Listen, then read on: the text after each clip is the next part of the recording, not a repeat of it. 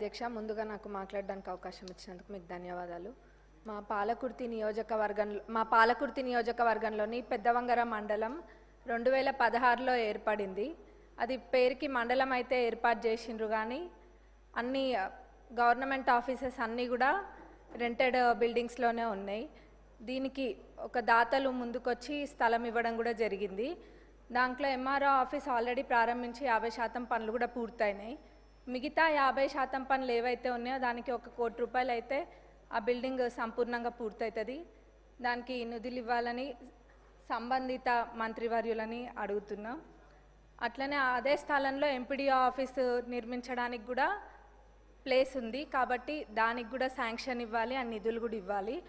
అక్కడ పోలీస్ స్టేషన్కి కూడా స్థలం లేదు. పోలీస్ స్టేషన్ కూడా రెంటెడ్ బిల్డింగ్లోనే ఉంటుంది, కాబట్టి పోలీస్ స్టేషన్కి కూడా స్థలము మరియు నిధులు ఇవ్వాలని కోరుకుంటున్నా ఇన్ఛార్జ్ మినిస్టర్ గారిని, అట్లనే సంబంధిత మంత్రివర్యులని కూడా. ఇంకా మా పాలకుర్తి నియోజకవర్గంలోని పాలకుర్తి మండల్లో బస్ స్టేషన్, ఆ బస్ స్టేషన్ అయితే ఎవరు పట్టించుకున్న నాదుడే లేడు ఇన్ని రోజులు. మొన్న ఒక పెద్ద యాక్సిడెంట్ జరిగింది, బస్సు లారీ 2 కూడా ఢీకొన్నాయి. అయితే అక్కడ ఒక పాలకుర్తి సెంటర్ అని ఉంటుంది, ఆ సెంటర్లోనే బస్ స్టాండ్ అనేది యూజ్ చేయకుండా ప్రయాణికులందరూ కూడా అక్కడనే బస్ ఎక్కుతారు. ఎప్పుడు కూడా ఆ బస్ స్టేషన్ అనేది యూజ్ చేయలేదు. మన ప్రజాప్రభుత్వం అధికారంలోకి వచ్చినాక అక్కడికి వెళ్ళి అదంతా క్లీన్ చేయించి ఇక్కడ లేదు బస్ స్టేషన్ ఇక్కడనే వాడాలి, రోడ్ పైన ఉంటే ప్రమాదాలు జరుగుతాయని చెప్పి అక్కడ దాన్ని ఏదో అట్లా నడిపిస్తున్నాము. కానీ అక్కడ డెవలప్మెంట్ అనేది చాలా అవసరం. అది అసలు కూడా పరిస్థితి బాగాలేదు, శిథిలావస్థలో ఉన్నట్టుగా ఉంది. కానీ ఇప్పుడు ఏదో టెంపరీగా అయితే క్లీన్ చేసి పెయింటింగ్ అవన్నీ కూడా వేసిండ్రు. ఆ బస్ స్టేషన్ డెవలప్మెంట్కి నిధులు ఇవ్వాలని ట్రాన్స్పోర్ట్ మినిస్టర్ గారిని, ఇన్ఛార్జ్ మినిస్టర్ గారిని కూడా అడుగుతున్నా. అట్లనే అన్నిటికన్నా ముఖ్యంగా మా పాలకుర్తి నియోజకవర్గ ప్రజల చిరకాలపు కోరిక దేవాదుల కింద ఉన్న ఫేజ్ 3 ప్యాకేజ్ 6లోని పాలకుర్తి మరియు చెన్నూరు రిజర్వాయర్లది.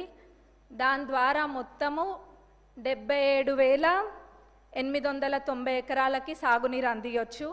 ఇది ఎంత నిర్లక్ష్యానికి గురైందంటే గతంలో అసలు మొత్తము 20-30% పనులు కూడా 10 ఏళ్లలో ఎప్పుడు కూడా పూర్తి కాలేదు. నేను గతంలో కూడా అడిగితే మన ఇరిగేషన్ మినిస్టర్ గారు సానుకూలంగా స్పందించి రివైజ్డ్ ఎస్టిమేట్ వేపిస్తే మొత్తం ఒక 1015 కోట్ల దాకా రివైజ్డ్ ఎస్టిమేట్ కూడా వచ్చింది.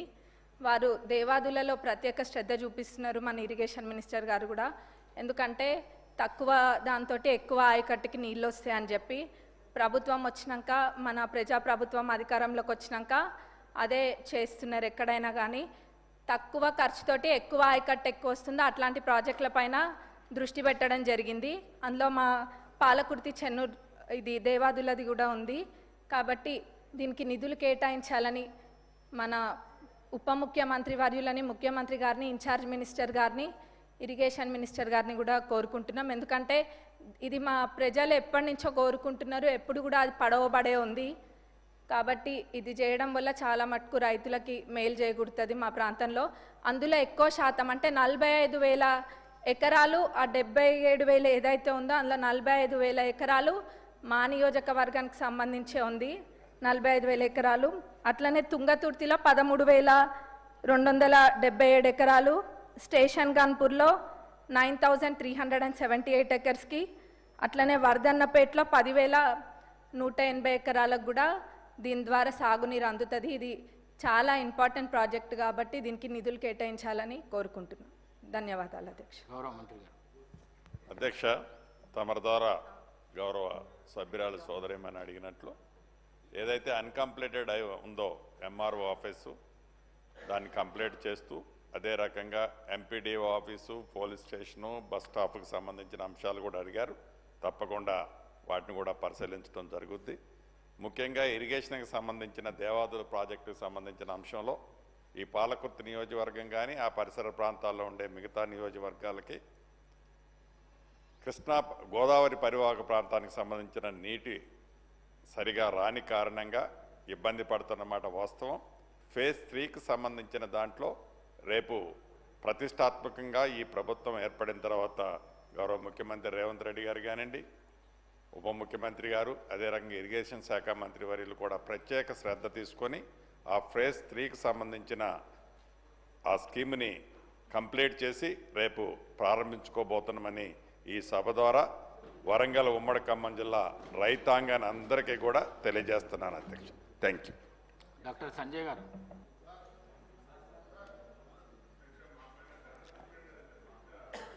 ధన్యవాదాలు అధ్యక్ష. ధన్యవాదాలు అధ్యక్ష. కొద్దిగా మీరు ఈ టైప్ చూడట్లేదు అసలు. ఫైనల్ ఇచ్చినందుకు థ్యాంక్ యూ అధ్యక్ష. రెండే ప్రశ్నలు అధ్యక్ష, స్ట్రైట్గా సూటిగా ప్రశ్నలు అధ్యక్ష. 15 నెలలైంది అధ్యక్ష. 15 నెలలైంది శాసనసభకు వచ్చి అధ్యక్ష. టీయూఎఫ్ఐడిసి అంతకుముందు కేసీఆర్ గారి ప్రభుత్వంలో నాకు 2 మున్సిపాలిటీలు ఉన్నాయి అధ్యక్ష. మెట్టుపల్లి రూరల్ కాన్స్టిట్యున్సీలో 2 మున్సిపాలిటీలు ఉన్న అతి తక్కువ కాన్స్టిట్యున్సీలో నా కాన్స్టిట్యున్సీ ఒకటి అధ్యక్ష. 2 కాన్స్టిట్యున్సీలకి 15 కోట్లు అప్పుడు శాంక్షన్ జరిగింది అధ్యక్ష. గత 15 నెలల నుంచి నా చెప్పులు అరిగినాయి అధ్యక్ష, షూస్ కూడా అరిగిపోయినాయి అధ్యక్ష. కానీ ₹1 కూడా రిలీజ్ కాలేదు అధ్యక్ష. దయచేసి మీ ద్వారా ప్రభుత్వాన్ని కోరుతా ఉన్నాను, ముఖ్యమంత్రి గారిని, ఎందుకంటే వారే మున్సిపల్ అడ్మినిస్ట్రేషన్ మినిస్టర్ కాబట్టి, సేమ్ టైం ఉప ముఖ్యమంత్రి గారిని కూడా కొద్దిగా కరుణ చూపెట్టాలి మా కాన్స్టిట్యున్సీ మీద. ఎందుకు అంటే అధ్యక్ష, రెండోది ఆరోగ్య శాఖ మంత్రి గారు కూడా ఇక్కడ ఉన్నారు కాబట్టి వారు ప్రతిసారి వారు సంతకం చేసి పెడతా ఉన్నారు. మా హాస్పిటల్ అధ్యక్ష పెచ్చులు ఉడతా ఉంది మెట్పల్లిలో, వారు సంతకం పెడతా ఉన్నారు కానీ ఉప ముఖ్యమంత్రి గారు దానికి శాంక్షన్ ఇవ్వట్లేదు అధ్యక్ష. దయచేసి హాస్పిటల్ చాలా క్లిష్ట పరిస్థితిలో ఉంది మెట్పల్లి అధ్యక్ష. చివరికి అధ్యక్ష, మూడోది నిన్న మళ్ళీ ఉప ముఖ్యమంత్రి గారే మొన్న ఏం చేశారు అధ్యక్ష అంటే, వారు అసెంబ్లీని డిస్ట్రాక్ట్ చేయడానికి చాలాసేపు గంట సేపు రుణమాఫీ గురించి మాట్లాడినారు. పర్వాలేదు. అయితే ఏం జరిగింది అధ్యక్ష అంటే, మా దగ్గర మొగిలిపేట అనే గ్రామం ఉంటుంది అధ్యక్ష. అక్కడ సడన్గా రైతులందరూ అరే ఉప ముఖ్యమంత్రి గారి వాళ్ళేమో మొత్తం అంతా జరిగినది అని చెప్పేసి వారు చెప్పడం జరిగింది.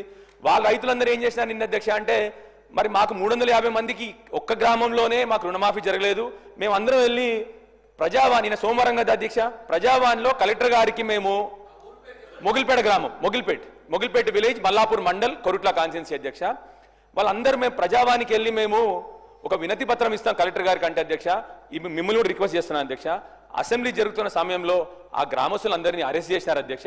దయచేసి మీ ద్వారా రిక్వెస్ట్ ఏంటంటే అధ్యక్ష, అసెంబ్లీ జరుగుతున్నప్పుడు ఈ అరెస్ట్ల పర్వం ఎక్కువవుతా ఉంది. వాళ్ళు పాపం కలెక్టర్ దగ్గరికే పోతామన్నారు, ప్రజావాణిలో కంప్లైంట్ చేస్తామన్నారు.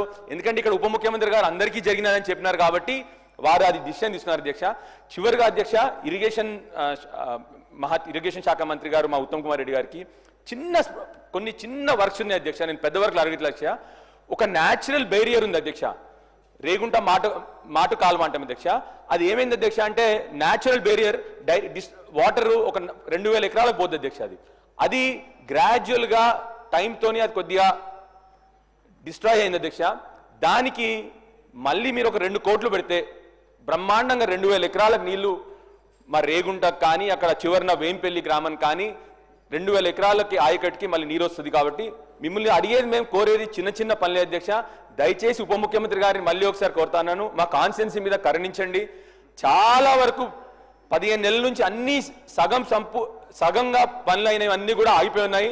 దయచేసి మిమ్మల్ని మళ్ళొకసారి రిక్వెస్ట్ చేస్తున్నాను, మా వర్క్స్ అన్ని కంప్లీట్ చేసేటట్టు మీరు ఈ వచ్చే బడ్జెట్లో అన్ని పెడతారని చెప్పి ఆశిస్తా ఉన్నాను అధ్యక్ష. థ్యాంక్ యూ అధ్యక్ష.